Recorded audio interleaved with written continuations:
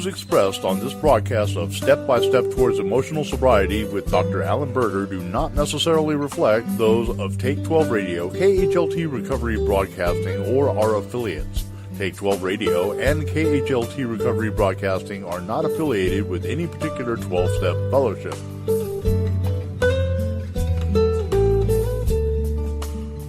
And now, here's your host, Dr. Alan Berger, and the Monty Man.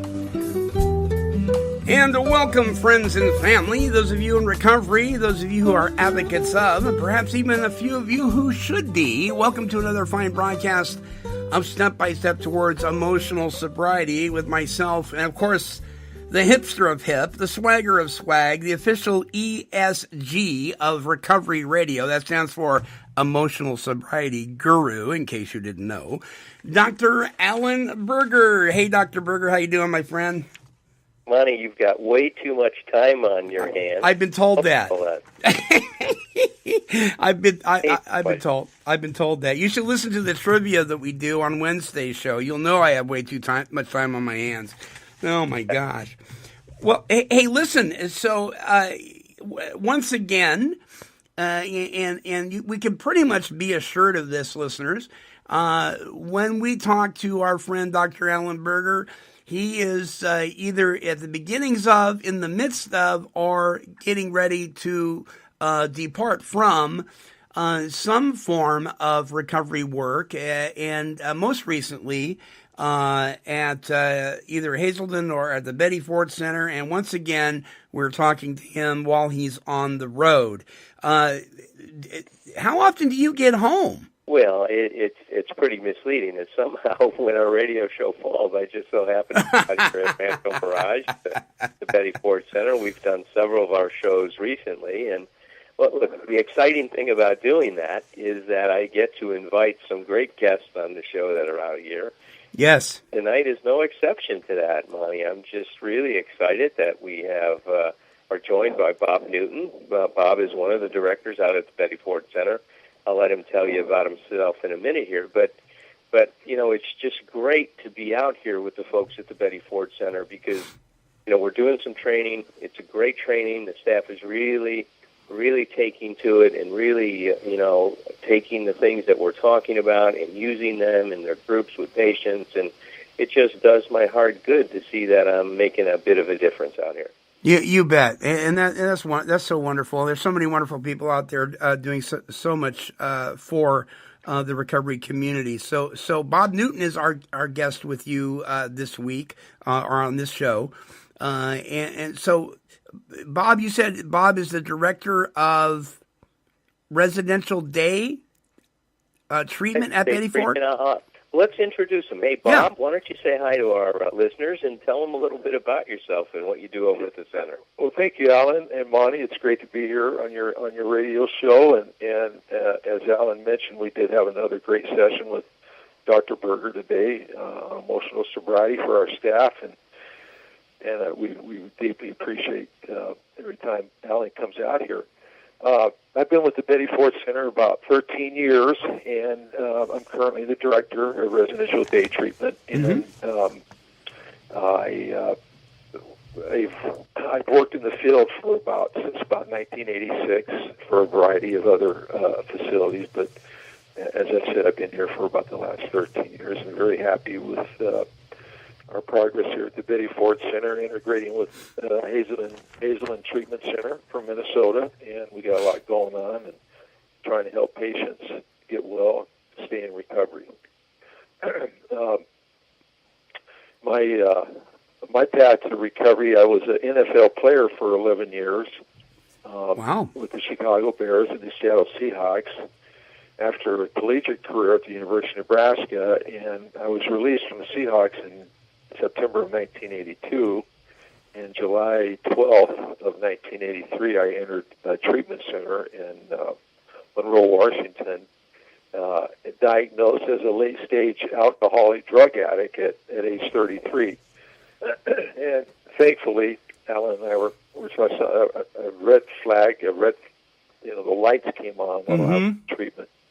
that I was really afflicted with an addiction, with a disease. It was chronic, and I wasn't going to get rid of it. I had to learn how to stay sober. Yeah. And manage this on a daily basis. So I'm very grateful for that. Well, amen for that. And you besides just getting clean and sober, you're living a life that is right in the middle of the mess in many ways, but providing the solution for so many. How did you end up doing that? When I was in treatment, I was an offensive lineman. NFL offensive linemen are kind of like service workers. We do a lot of, we do a lot of stuff with little recognition.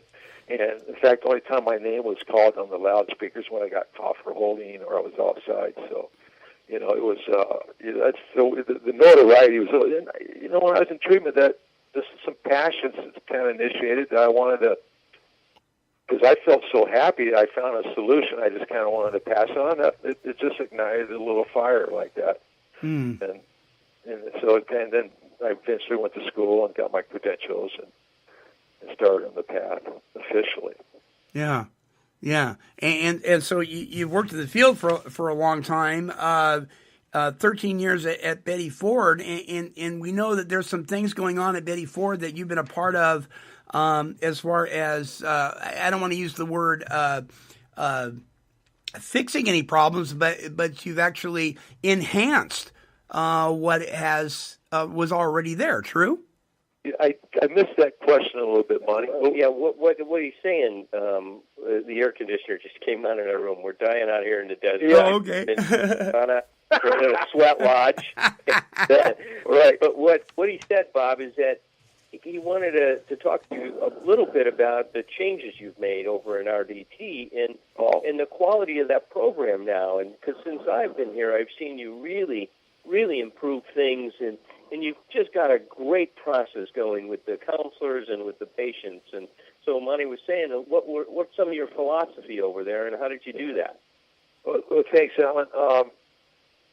I've been, I've worked, I've been in groups. I've been a counselor most of my career life, and so I've had that experience to base some of the changes we've made over there and how important the counselor and the patient relationship is in the therapeutic connection, engagement, in treatment. So, as Alan said earlier, I just try to get down to basics, and I revised our schedule a little bit. And in fact, I added a group called Emotional Sobriety that we address, different issues on a weekly basis in there with our patients, and they really are engaged with it, and just how it relates to staying clean and sober, and how it relates to loving yourself, forgiving yourself through the shame that comes with addiction.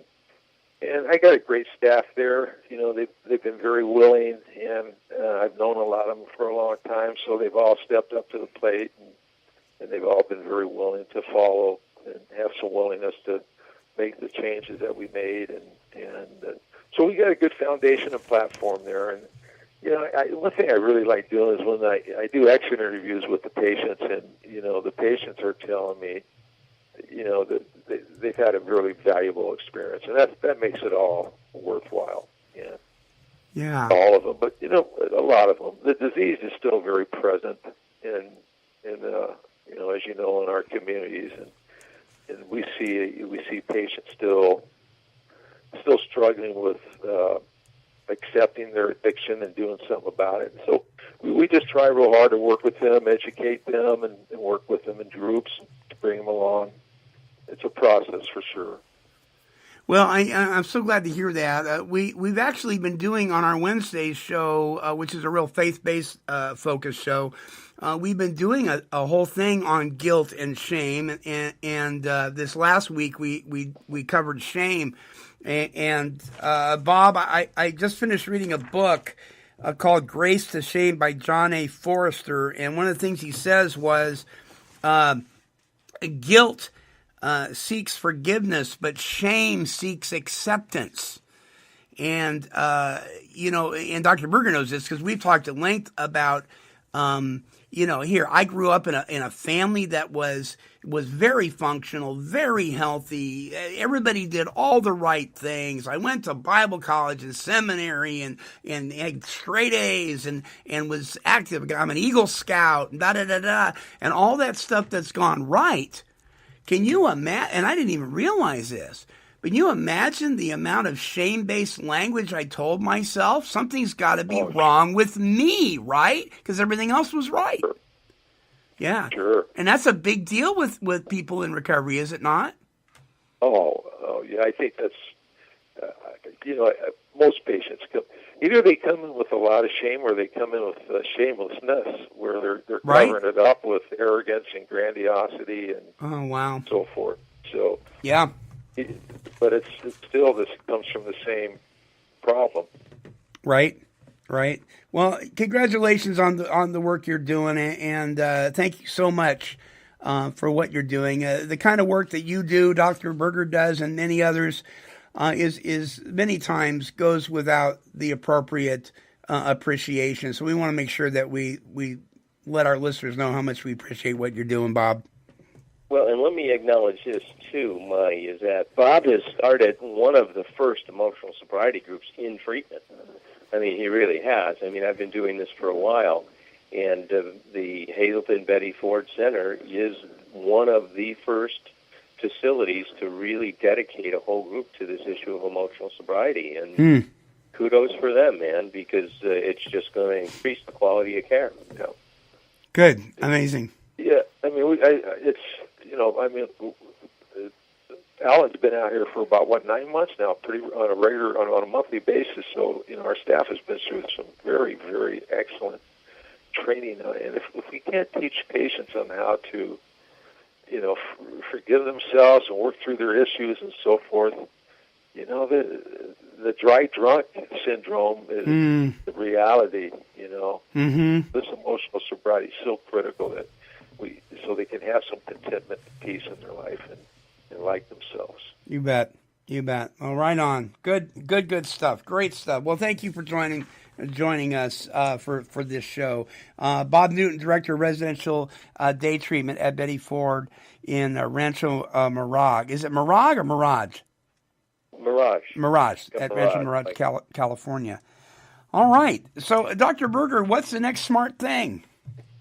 Well, listen, we've been unpacking these different things that people need to do to be able to stay centered, to keep their emotional center of gravity within themselves. We talked about in our last show about developing a healthy attitude towards your emotions and towards dealing with your feelings. Well, tonight's show is about appreciating what is. And this is such a powerful way of keeping yourself centered. It's interesting. I have a patient that I've been doing this work with, and he said, Dr. Berger, what I've been learning is that when I came in the program, I was self-centered. And he goes, you're teaching me how to be self-centering. Ooh, good. Isn't that a good one? Big difference.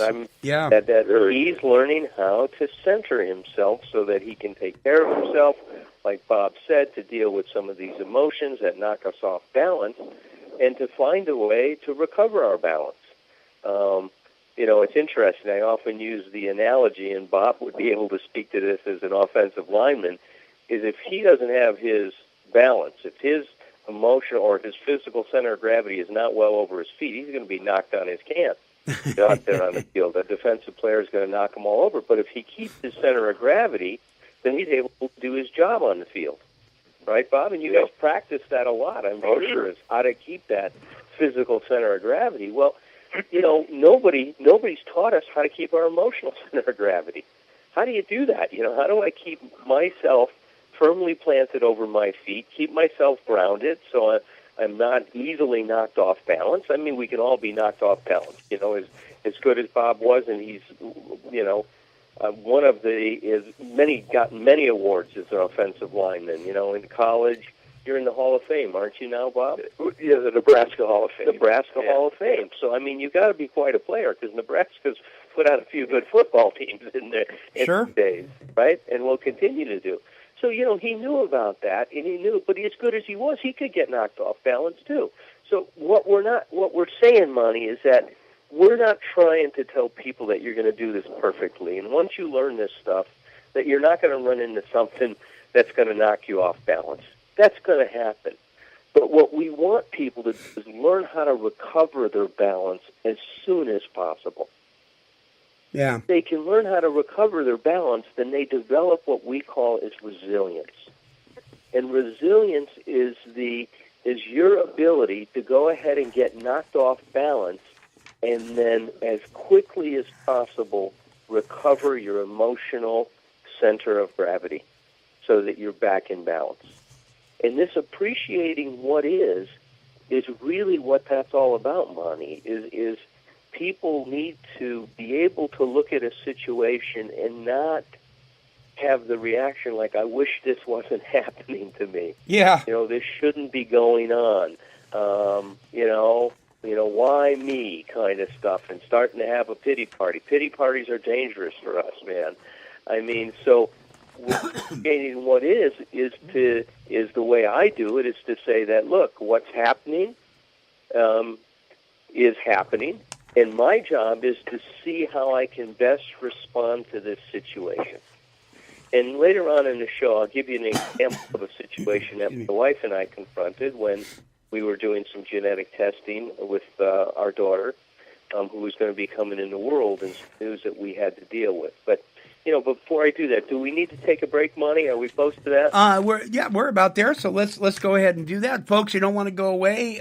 More with Dr. Alan Berger and Bob Newton, appreciating what is and recovering your emotional center of gravity when we return. Don't go away.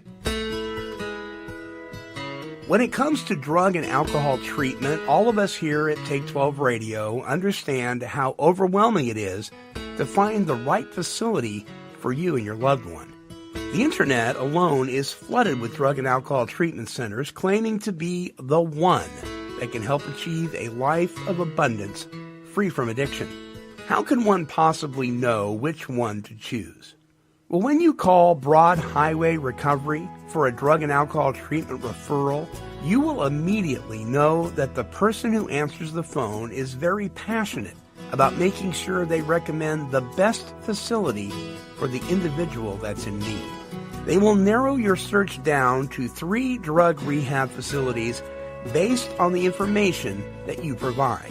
Each call is confidential, and each caller will be treated with the utmost respect and compassion. Look you don't have to go through this alone. The folks at Broad Highway are interventionists that are 100% committed to helping your family. If you are willing to go to any length for your loved one, then they can help you begin the recovery process.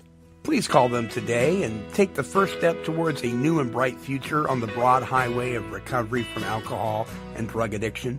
Their toll-free number is 877-487-1599.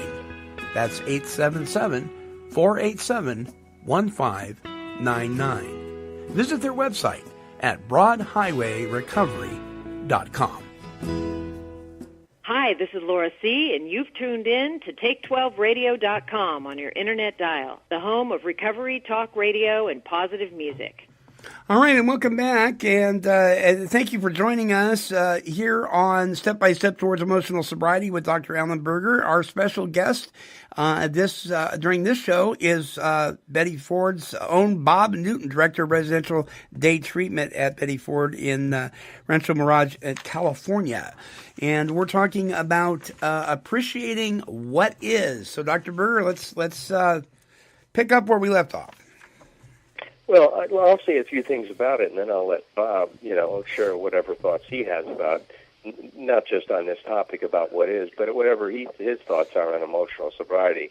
We'll give him a free hand since he's such a special guest on our show. You betcha. But let me just share this story that I had with my wife, and then we'll invite Bob to talk a little bit about this topic in general.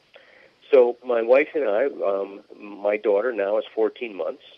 So about, I would say, over a year and a half ago, longer, maybe 20 months ago, something like that, we went through a series of testing. My wife was a postdoc at UCLA, and we were having the child in the birthing center at UCLA, and they have this program where every family goes through a series of genetic testing because they're trying to help people. If your child is going to have a birth defect, they want you to know ahead of time what the problem is, and they want to start to, develop resources and ways for families to cope with it so they're not so caught off guard, right, and knocked off balance by the situation. So she went through, they took a bunch of blood, and they ran every known genetic test they could on her.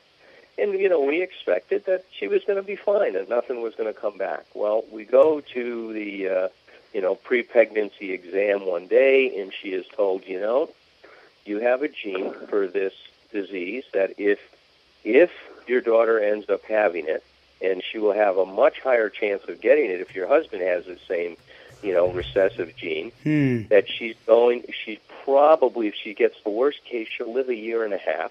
Oh, my gosh. Best case, she'll live until she's about in her mid-teens.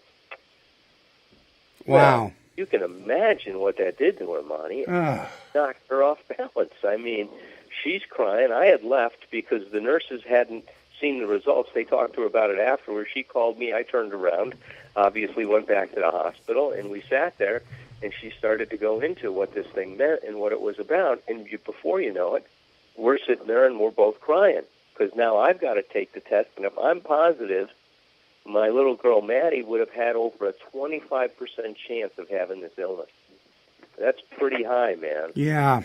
High, right? That's wow. A lot. I mean, that's 1 out of 4. Right. Scary.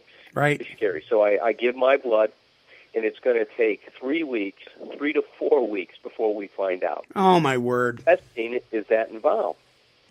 So that night we go home, and you can just imagine that I'm devastated. Jesse's devastated. We're crying. We're anxious. What is this going to mean? How are we going to deal with this? And we couldn't get our balance back. Emotionally, we were knocked off our feet, man. I imagine it would be like going against Bob on if I was a defensive end trying to come in to tackle the quarterback. You would have knocked me flat on my butt. Well, that's what happened. I was knocked on my butt. She was knocked on our butt. And I kept thinking to myself, well, look, we've been talking about this. I'm doing a radio show with Monty on emotional sobriety. What's happening that I am having so much trouble? I've got to find a new perspective. And then it came to me, Monty. So what? So let's say the worst case scenario, she's got this illness. Uh-huh. What I'm going to do is I'm going to decide to love her a lifetime in 1.5 years, if that's all I get. Right. If I get 17 years, I'll love her a lifetime in 17 years. It's not going to matter what happens to her because I'm going to love her no matter what. I'm not going to let the situation determine my response to it. And then I had the other idea that for Maddie, that's going to be her reality. She's not going to know anything different. Yeah. She's going to come to the world, and that's just going to be what her reality is, and we'll make her reality the best that we can make it. And we'll love her a ton. And you know what? As soon as Jesse and I talked about that, it was done. We stopped crying. There was no more anxiety. We both recovered our emotional center of gravity. And now we were going to deal with whatever was going to happen because what we were doing was not going to depend on what was going to happen. Because we were going to still be committed to being as good a parents as we can be, whatever the situation may be. And I'm telling you, Monty, this stuff isn't just theoretical. Mm-hmm. I mean, I was able to sleep the next night, put my head down on the pillow and go to sleep. The night I heard the news, I couldn't sleep. I was up all night and with a lot of anxiety and a lot of fear about what was going to happen. But as soon as I said, okay, so if that's what is, how do I deal with it? So here's the key that we want our listeners to hear, right? The problem is not what's happening in our life. It's how we deal with it. You said something. You said, don't let your situation determine your response to it. That's right. That I needed to get centered in what was true about me. Yeah. I was very excited about being a dad. I want to love this child. I want this child to feel welcome in the world. I can do that regardless of what happens. Wow. that's not dependent on the situation.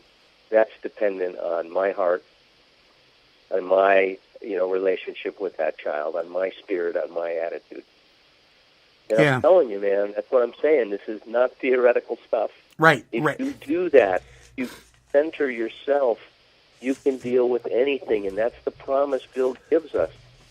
If we really work on this emotional sobriety, we can stay centered. We can grow regardless of what happens in our life.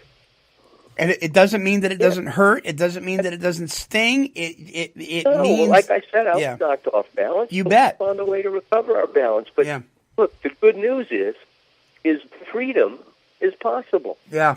And freedom means not being held hostage by situations. Yeah, right on. It's for me to be able to guide my behavior with some principles that I've learned about this new way of life. Okay, so the listeners are waiting with bated breath here. They want to know. So what was the outcome? Well, so the outcome was I got tested and I didn't have the gene. So now the chances of Maddie having it are kind of like 1 out of 2,500 or something like that. Right. So it changed, and Maddie was born, and she's just a healthy, darling, lovely child. But regardless of how she was going to be born, we were going to love her as much as we're loving her today, if not more. And because of the truth, that's the situation. That's my personal experience, and I'm so glad to be able to share it with listeners. Because if you're out there struggling with a situation, the problem is not the situation you're in; it's how you're coping with it. Oh yeah, and the truth of the matter is, we're only a heartbeat away anyway. We don't know what's going to happen when we walk out the front door in the morning. Well, that's right. We want to think we have some. I know. We control some of these things, and we can't, but let's open this up for Bob. Yeah. Bob's got, he's been around a few days in this program, and, what are your thoughts about this whole emotional sobriety stuff? Well, and if you want to react to my story, that's fine. Well, Alan, that was a powerful, powerful personal story of how you worked through that. And, you came to that conclusion, I'm going to love her no matter what, and, I remember that love overcomes everything. And you got this, I'd say you got to some acceptance, and, Bill W.'s always said that great piece in the Big Book about if there's something, I'm going to be agitated if there's something happening in my life and I can't get to that process of acceptance, and that's kind of what I got. But the word love has such power for you that, that you can handle it.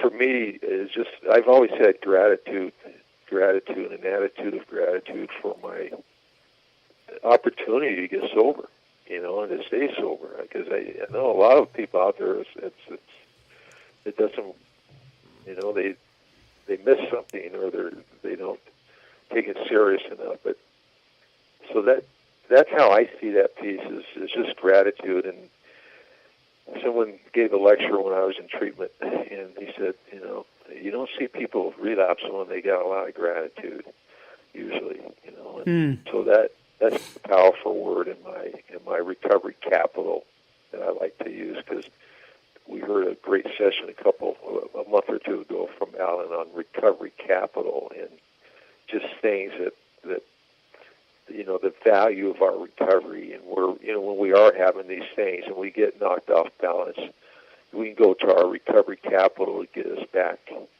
I've been through some tough situations, sobriety, worked through it through the program with friends, sponsors, and therapy, and to get me back balanced, and so that was a powerful story, though, Alan. Thank you. Yeah, no, that really was. It is. It really was. It was that experience of this. These are not just ideas, right? This way of life really works.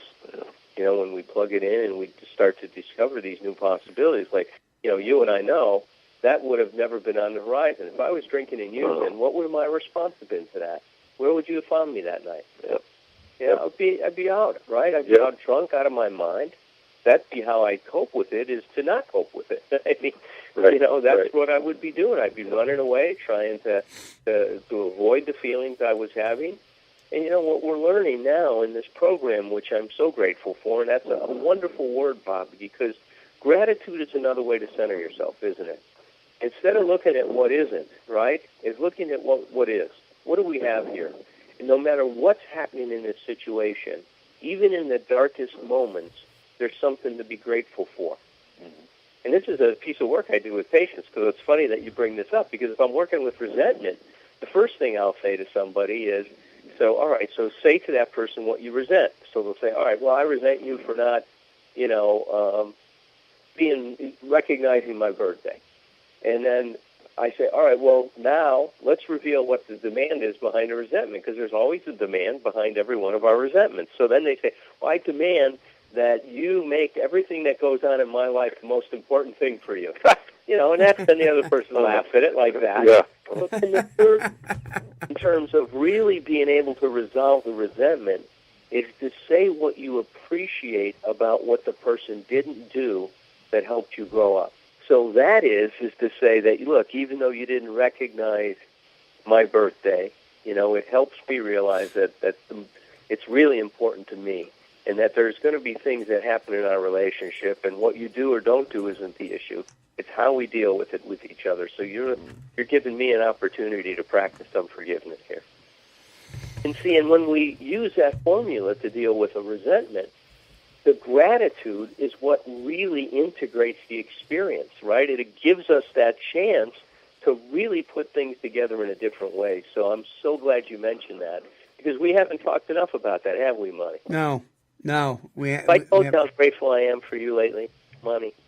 Not lately, because I haven't talked to you in a couple of weeks. Well, let me tell you, Monty, I am so grateful for you. Aw. Because you're the money man. And I was telling Bob before we got on this show just all of the hard work that you've gone through, brother. And I know you've put out a word now, and I'm going to embarrass you, because you've asked people to, help continue to support this show and to make donations. And I know that's not easy for you to do. No. For you to ask for help like that, and you're not going to keep working on this, because I'm so glad you did it. You deserve the support, and you deserve to be able to ask your listeners to help you with this, and I plan to make a donation, as I told you. Don't cash that $1 million check I'm going to be sending you for at least 35 years. But no, all kidding aside, I'm going to be sending you a donation, because I love what you're doing. I love how you do it, and I love who you are, brother, and I'm grateful for you. Well, I appreciate, and you know how much I appreciate you too, because just in the time we've known each other for a couple of years now, and there's been so many avenues of growth in my life, emotionally, spiritually, and even physically, due to learning how to be emotionally sober, learning not to be emotionally dependent on other people's behavior to be okay with me. And, and I am so grateful that you've shown me that, because quite frankly, and this is, it isn't bad or good. It just is what it is. We don't hear this stuff in most of our 12-step support meetings. We just don't. It's there. There's stuff in literature that we don't get to read much anymore, like Bill's letter and so forth. But we just don't get enough of it, do we? No. We hear these horror stories. I've heard them off and on over the years of someone with long-term sobriety taking their lives and going back to drinking or using, and it's just horrific. Yeah. And I think that's part of it. They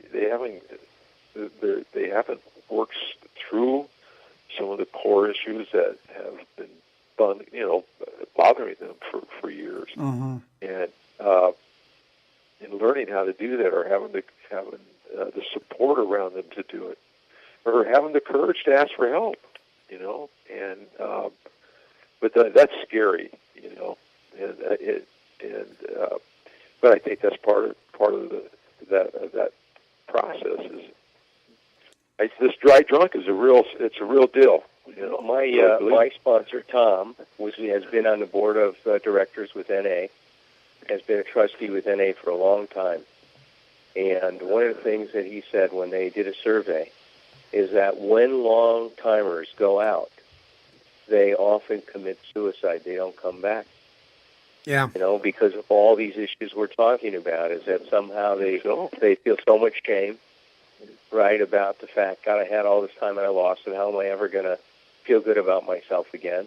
And what we tell people all the time, it's not about your time, it's about today, right? All we got is today when we wake up. But, we start to have these numbers, and we start to throw out, hey, how many years you're sober, as though really that means something. It does, but it doesn't. It's one of those weird things.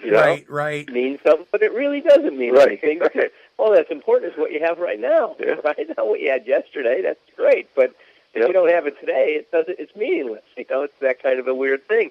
So, it's such a good thing that hopefully, Monty, what's going to happen is that, and I think it's starting, the next frontier is starting to catch some movement in the program.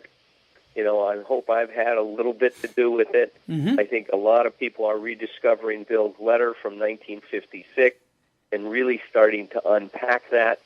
In fact, let me give a plug. If the listeners want to hear a CD I've done on this topic, they can download it in iTunes or on Amazon and MP3, and it's called Unpacking Bill Wilson's Letter, on emotional sobriety. So there's people like myself and other people that are really trying to get this word out, like Bob starting the group, this emotional sobriety group. His patients are going to be leaving treatment and going to be carrying some of those ideas with them out into the community.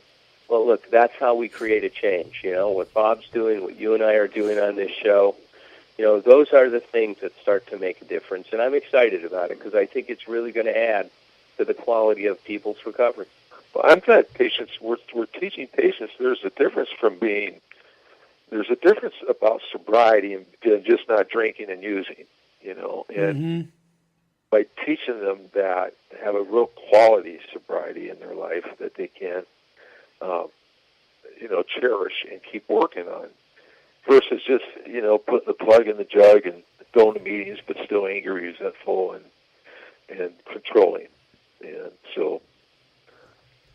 Yeah, and that's an issue, Bob. That's an issue that we have been dealing with for years within our respective 12-step fellowships.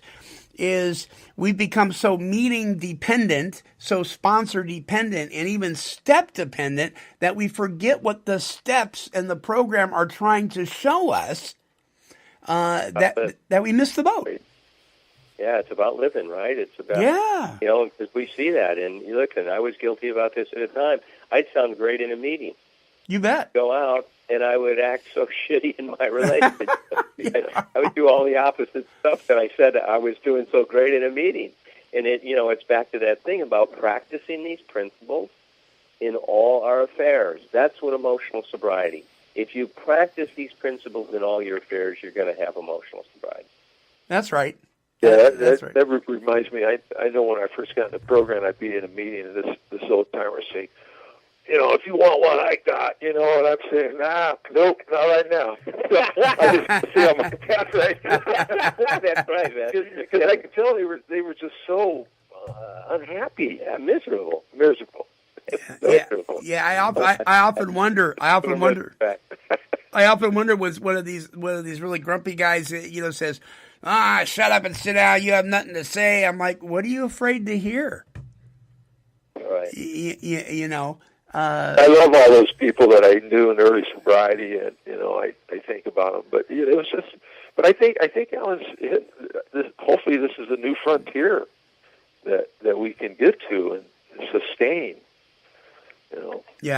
Yeah, you bet. So look at another great show with you, Monty. Yes. Once again, fantastic. If people want to learn more about this, please check out my book, 12 Smart Things to Do When the Booze and Drugs Are Gone. It's all about emotional sobriety. Start to dig into that. Start to look at these issues, and I really want you to hear this, is if you do, you're going to start to develop some tools, some ways of dealing with life that are going to help you learn how to handle situations that used to baffle you. You bet. And that's what this whole thing is about. It's realizing promises of the program. And folks, and I am going to jump on the bandwagon there, what Dr. Berger said a minute ago. If you would like to donate to see this show as well as other shows continue here at Take 12 Radio, it's very easy to do. You can go down to the bottom of any of our pages. There's a donate button right there. You'll get a receipt from PayPal. We'll say you don't have to have a PayPal account, and we'll take any credit card. There's also you can write a check or a money order. You can do whatever you want to. And here's the thing: no amount is too small. You know, there's a story in the Good Book about a guy who just gave or a gal who just gave a penny. And they give the example, you know, Dr. Berger, you know, here was the rich guy that gave, you know, millions, and here's this gal that gave a penny. Who gave the most? Well, it was the one that gave the penny because she gave all she had. So you know, please, folks, you know, don't think, well, I only have $1. We got a guy, Dr. Berger, we got a guy, Marco, and we've talked about him on this show before. He has an automatic withdrawal of $5 he sends us every single month. And he's been doing that for months now. You know, we appreciate that so very much, listeners. We really, really do. And, we don't have a show unless you guys are tuning in. So here's the thing. Word of mouth is the best thing. Please let everybody know. We're all over social media. We got every social media network site sewed up out there for Take 12 Radio. So you can visit us on Twitter and Facebook and Google Plus and LinkedIn and I don't know how many other ones. And this is very possibly one of the most important broadcasts we do here at Take 12 Radio, this emotional sobriety piece. It really is, folks. You don't want to miss out on the wonderful things that your Creator has for you when you learn really what emotional sobriety is all about and how to recover from your emotional center of gravity, appreciating what is. You guys, thank you so much. Bob, thank you for being with us. Thank you, Monty. Thanks for having Alan. Absolutely. Thank you, Dr. Great to have you. Thank you, Dr. Berger. Dr. Alan Berger, you can visit his website at abphd .com. You can email him at abphd at msn.com or follow the links here at Take 12 Radio. A special thank you to our guest, Bob Newton, Director of Residential Day Treatment at the Betty Ford Center in Rancho Mirage, California. It's been a very, very, very healthy, good, and productive show. My friends, until our next broadcast, this is the Monty Man, along with Dr. Berger and our special guest, Bob Newton. We're wishing God's perfect serenity for you. Bye-bye now.